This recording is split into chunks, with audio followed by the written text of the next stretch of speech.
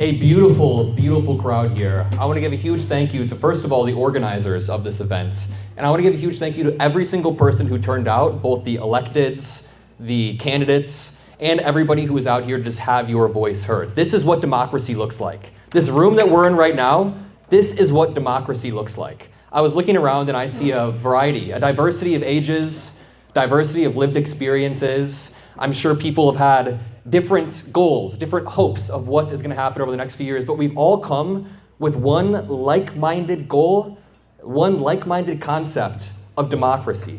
We all want to work towards a better, stronger democracy. Some more concepts would be human dignity in America. I think we're all here for the shared goal of human dignity, the same type of human dignity that has been stripped away by this administration over and over. Now, along with democracy, human dignity, I also think of opportunity.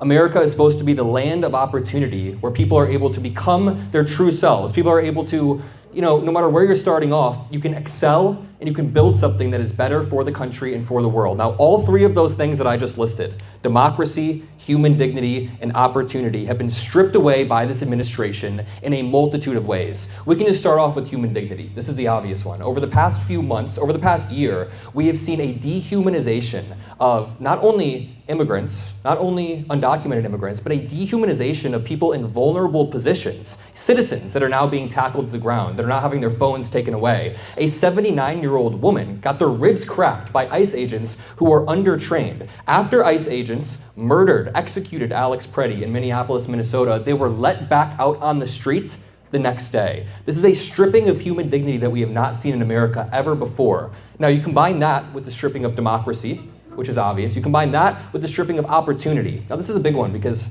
again, as a young person, I see a lot of young people in the crowd. You want to look at your country and feel hopeful about the future, that there is opportunity, that there is upward mobility in the country that you live in. But this administration has been doing two things simultaneously. They've been targeting the most vulnerable communities. So they've been stripping away SNAP benefits, stripping away health care. The ACA subsidies expired, which leaves tens of millions of Americans out in the dust. At the same time, they've been making it easier and easier for the richest of the rich to just glide by. Donald Trump's biggest donors, like Elon Musk, got a spot in the White House to then walk around, consolidate more power, and gain more wealth. So just to bring it back, we have democracy, we have human dignity, we have opportunity. Now, these are all things that we can work for.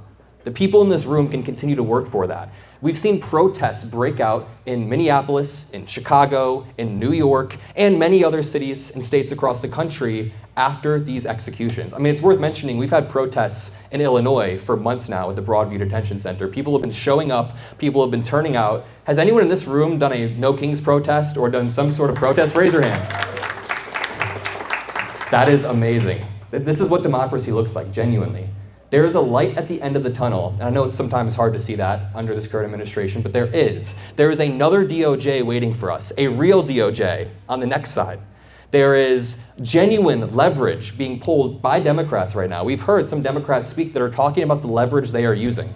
I feel like a lot of times over the past decade, we talk a lot about how we are opposed to Trump and we unify in our opposition to Trumpism, but there's also a necessity for a forward-looking vision in our party. There's a necessity for something that can guide the country. We don't want to be unified around our opposition to this authoritarian regime. We want to be unified around a stronger vision. And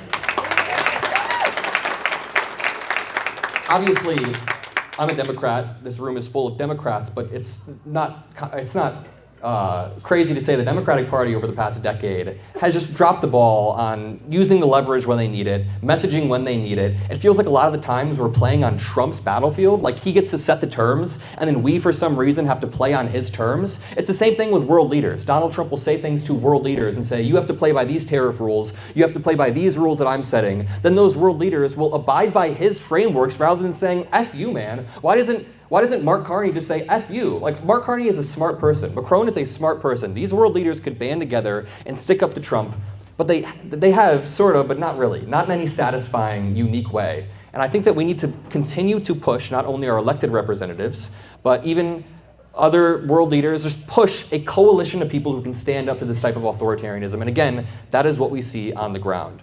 Whether you're blowing whistles at ICE, whether you're showing up in negative 12-degree weather to make sure that you are protesting, or whether you're just phone banking, canvassing. I've met multiple young people so far that are running for office that were telling me, like, I'm so inspired by not the administration, but what the administration has shown us is coming in America. Like, this bubble of authoritarianism has motivated so many young people to run for office, and I find that beautiful. I find that motivating, especially when young people, which I see a lot of young people in this room, have grown up at a time in our most formative years where the world leaders we look up to, the people we're supposed to be able to look up to, like the president, isn't a role model. I mean, the young people I see in this room throughout elementary school, maybe not elementary, throughout middle school, high school, and college, we had to look up to the President of the United States, and we couldn't look up to him as a role model or some sort of leader that we could model after. It's just the most erratic, unhinged behavior. Okay, what about the people around him? Can we use Elon Musk as a role model? No, hell no. Can we use Kristi Noem as a role model? No, no. What about Stephen Miller? Who is that? Like, he's like Joseph Goebbels' role model? Like, who's he the role model of? I don't get it. But this administration is full of people that do not give a good vision for America, and that's what I think we should be doing with our party. Now, there are broad things that we've worked towards, like affordability. I think Zohran Mamdani in New York has done a great job. He's genuinely redefined the way that the party can work on social media and the attention economy. The attention economy is something incredibly important, and as somebody who works and does a lot of work on social media, being able to dominate attention is the way that you get a message across, and unfortunately, that is what Trump is really, really good at. It's not controversial to say that he's good at throwing a bunch of BS out there and flooding the zone with so much BS that he's able to dominate the airwaves.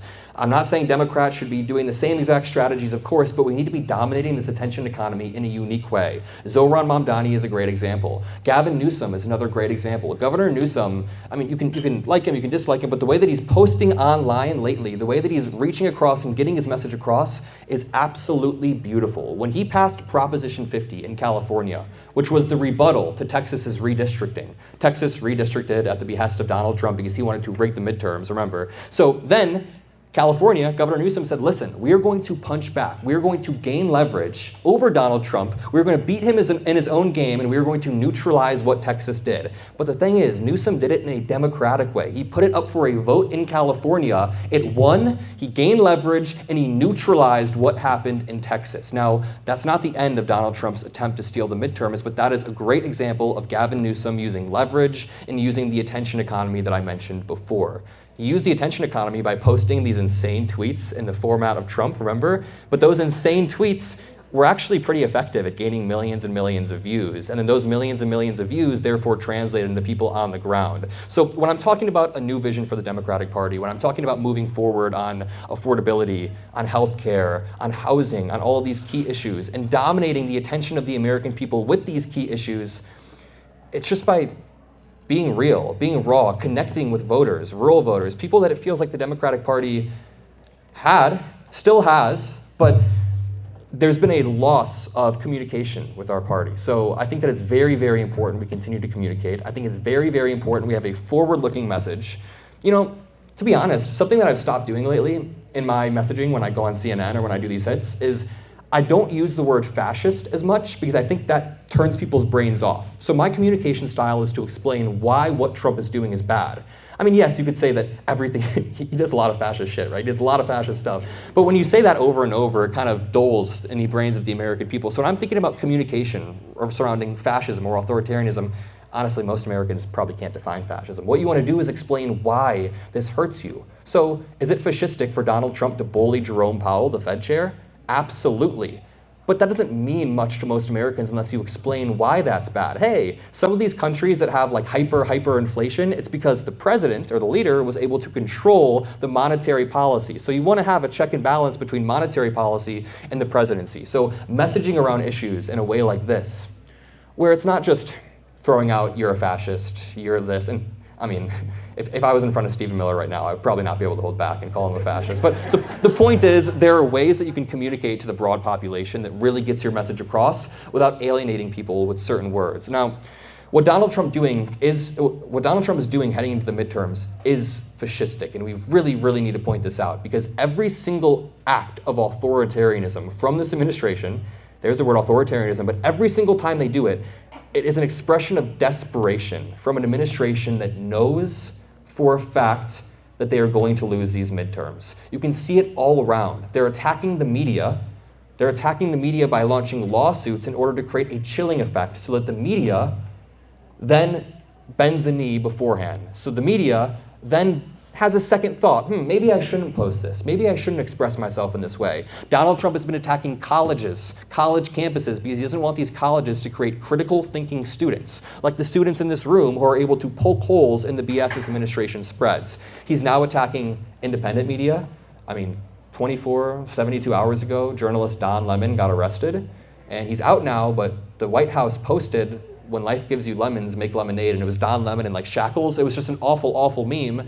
Now, a few things. On communication, that got them like 20 million views. So in Trump's deranged mind, he thinks they gained attention in the attention economy, but most Americans do not like to see people getting arrested, and then the same administration that arrested them is telling you to cover your eyes when it comes to Alex Preddy's murderer. They're allocating more resources towards journalists, towards attacking the press, towards attacking college universities than they are allocating towards bringing actual accountability for the executioners of Alex Preddy, the executioner of Renee Nicole Good. So again, every single act of authoritarianism coming from this administration is an expression of desperation as they head into a midterms that they know they're going to lose because they betrayed the American people. The Republican Party betrayed the American people. They ran on affordability. Yet Donald Trump in a clip recently said he wants houses to go up in price. What is this guy talking about? He keeps applying tariffs on every country across the globe except for Russia and North Korea, which is kind of weird, right? He keeps over and over enacting policy that benefits his richest donors, but not the average American. That's not an affordability agenda. Oh, okay, what about no new wars? Did he achieve that? But hasn't he ended 8 wars or something? I don't know. That's what he claims. All of it is absolute BS. The war between Israel and Gaza, or to be more accurate, Israel's genocide of Gaza, has not been fixed. It's not been solved at all. Ukraine has continually gotten bombed by Russia because Donald Trump is being played by a fool, as a fool by Vladimir Putin. Something that really, really bothers me is the way that Donald Trump seems to admire Vladimir Putin in such a way that he thinks they're on the same side. How I put it is he has a narcissistic problem, and he looks at these fascistic world leaders as a source of narcissistic supply. So when he's talking to somebody like Vladimir Putin, he gets almost a sugar rush or a bump of narcissism because he sees somebody with power that he can potentially have. He can potentially gain. He could be like Vladimir Putin. So he thinks in his narcissistic mind that Putin's a strong guy, and then he views Zelensky as sort of the smaller country. He's got a deeper voice, so he probably thinks Zelensky is a little bit more of a different figure than Putin, who's this figure of authority. And that has led to tens of thousands of deaths in Ukraine. Thousands of children have disappeared because Russia has stolen them, and Donald Trump has allowed this to happen. The disgusting part is, Trump has only bullied Zelensky throughout this entire process. He brought him into the Oval Office and screamed at him, and then Zelensky still signed the mineral deal. Putin agreed to nothing. Then Donald Trump tried to get a 30-day ceasefire between Putin and Zelensky. Guess who agreed to it? Zelensky. Zelensky was the one that agreed. Guess who didn't? Putin said, I'm not agreeing to this. Putin is the one who's been acting in bad faith the entire time, and the US president can't have enough moral clarity to even stick up for that or call Vladimir Putin out.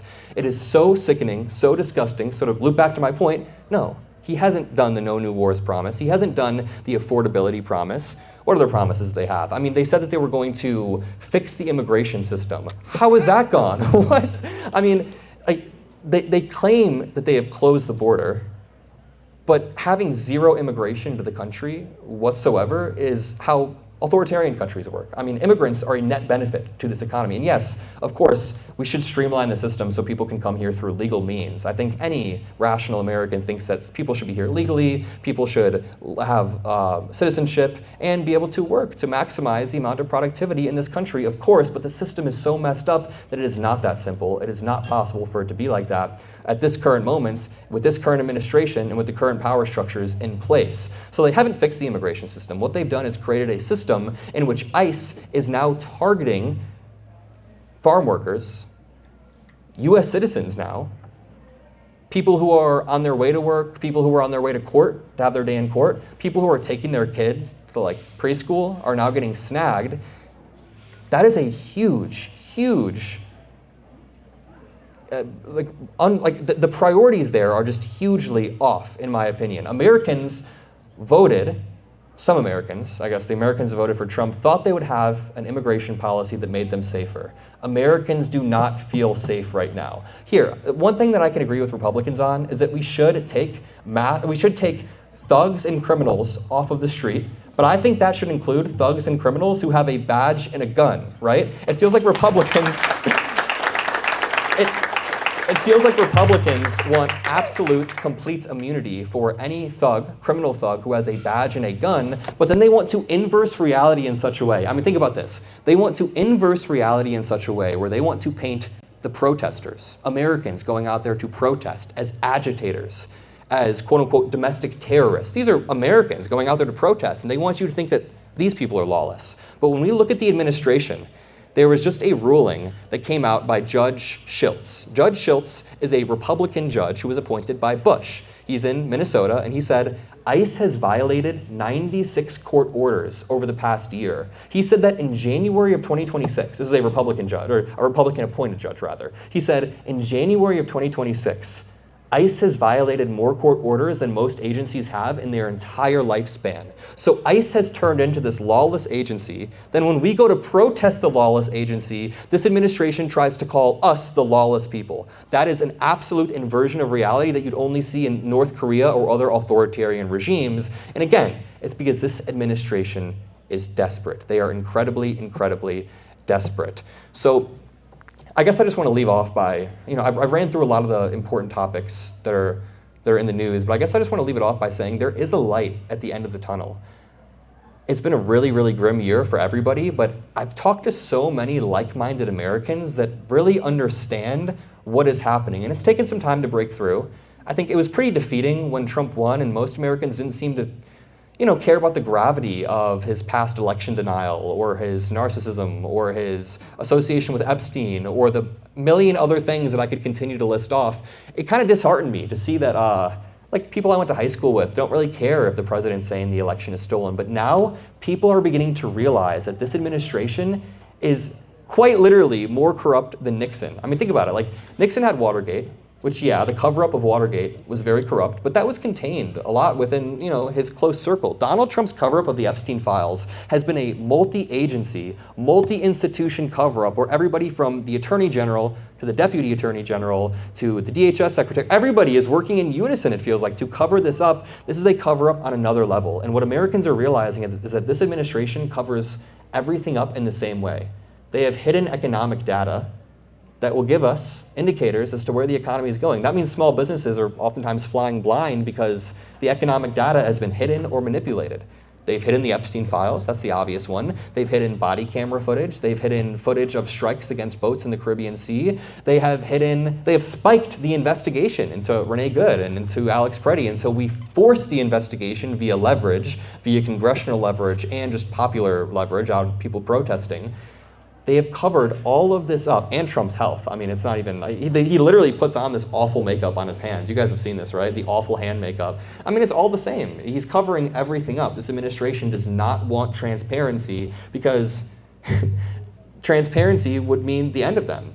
Transparency is what Don Lemon brought. Transparency is what we're bringing on the ground. Transparency is what this room is here for. We're all here to make sure we're all on the same page with this administration, and they don't want that. So, I'm very, very excited to talk to you all. I'm going to be chilling and, I'll hang out for a while. I just flew in straight from New York. I drove straight from O'Hare, and I knew I could not miss this. I knew that even if I was, running on a little sleep and I had to dart straight here, I wanted to meet every single person in this room. I want to talk to everybody. So yeah, thank you all. You guys are the absolute best.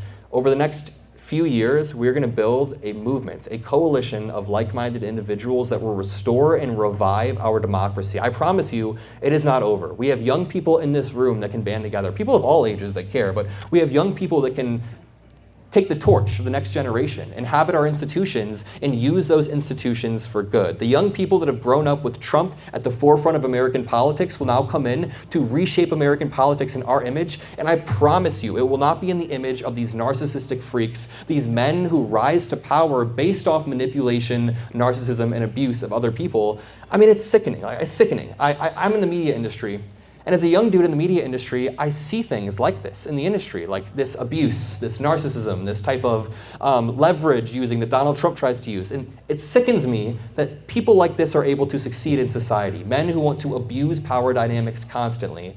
And I guess in the Trump administration, there are women who also are abusing these power dynamics as well. But I just mean, when I see people like this, rising to power, and it's predominantly going to be men who are abusing their positions of power and then using that to screw people over, I don't want to live in an America like that. I want to live in an America where the virtues that I grew up hearing were good are the ones that make you succeed. You know, I've been told my whole life, if you're nice to people, if you're kind, if you reciprocate, and you are warm and friendly, then that will lead you to success. And you know, it's been kind of a weird experience, I can't lie, as a young dude, watching Donald Trump rise to success and rise to power off of the exact opposite virtues. There was a moment when he won the 2024 election when I was like, wait a minute, do I just need to be more of an asshole? Like, do I need to be a worse person to succeed? And I don't think that's the type of message. Obviously, I didn't become an asshole. I'm still not a worse person. But that's not the type of message that should be imparted on young people in this country. It shouldn't be that assholes in power remain in power. It should be that kindness is promoted. So I guess the final point here is that there is a vision that we can all have, that we can all unite together to enact, where this country is led by something better than what we have led right now. I want to talk to you all. You guys are all the best. Thank you all. Thank you all for having me. This is great. Thank you all.